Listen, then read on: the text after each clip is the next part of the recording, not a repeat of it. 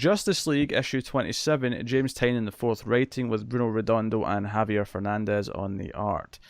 So this follows up Jean being kidnapped by what looked like Lionel Luthor, although it was in fact a robot created by Dr. Ivo, who has been working on tech and wants to create this apex predator, which is a fusion between Martian and human.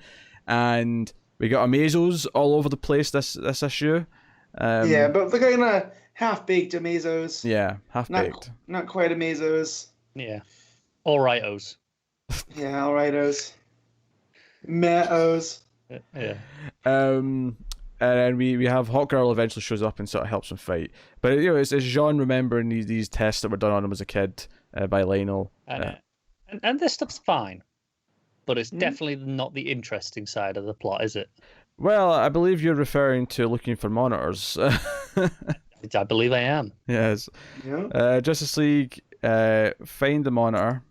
And they reiterate some stuff about crises and there was lots of monitors because there were so many Earths and it kind of split up to do that. But he's kind of since the Dark Multiverse has popped back in, he's reformed into one person again.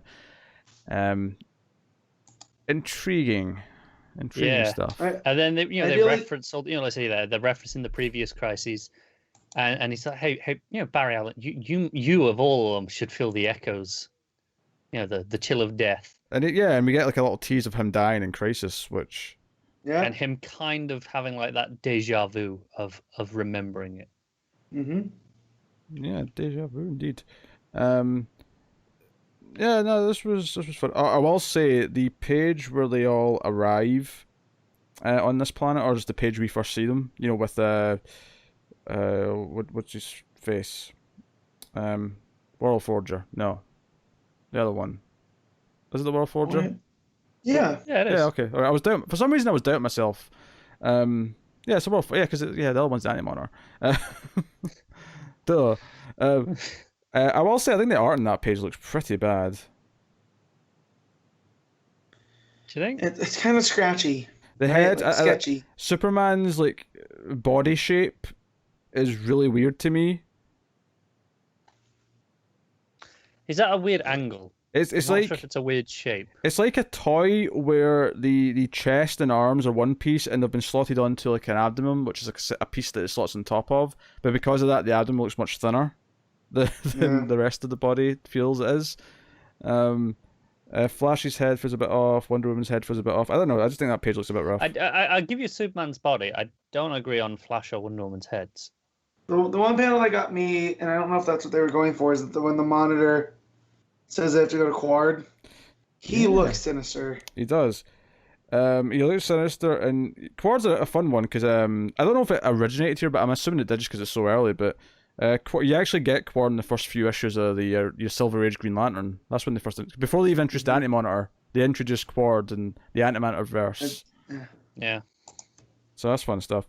But yeah, so that's where they're going. But yeah, and the Monitor even before that though, he looks really sort of sad and pathetic. Like he's really out of it. Yeah, well, because Nil was all destroyed, and Nil was the Monitor. I guess you could say control room. That Morrison introduced in Final Crisis, and after. So. And you're supposed to say, he has kind of given up. He's like, well, what's even the point in fighting them? Yeah.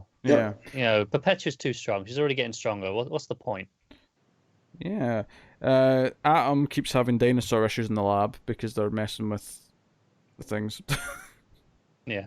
I love the panel of Superman being inspiring to the Monitor. Yeah. Yeah, with the suns coming in from behind him. The hope that together we might make a difference. Yeah. So no, they're experimenting. Mira runs off to help, and it leaves Jean and Kendra's kid. Shane. There you go. With Wonder Man. Starman.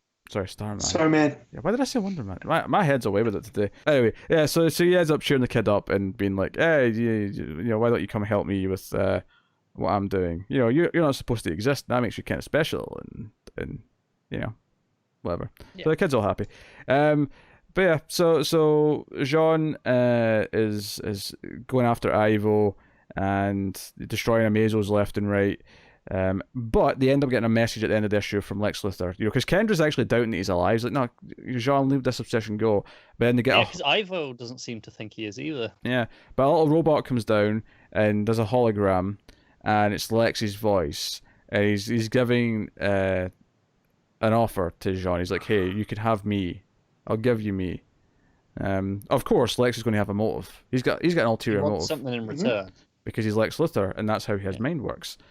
But that is how the issue ends. This was a relatively solid issue. I think the stuff with Amazo and Jean was entertaining enough. The stuff with the Monitor was interesting. None of it set my world on fire. It was a solid read. I did not have a bad time reading it, but it didn't exactly get me super excited either. I don't know how. No, I happen to agree. I think I perked up a bit when we were talking about Crises and the echoes of remembering. Everything else it was solid. It was kind of by the numbers for this stage of the story, kind of moving things along, setting up the next bit of the investigation for the different threads. But it wasn't anything mind blowing. It wasn't any huge big things. Yeah. I like the stuff with Shane and Starman though, because I feel like Shane's going to be important with this Perpetual stuff later. Yeah. Because what he's setting up here is he's the opposite of Doom. He is hope personified. He's a possibility of what could happen, and it's what you decide to do with that.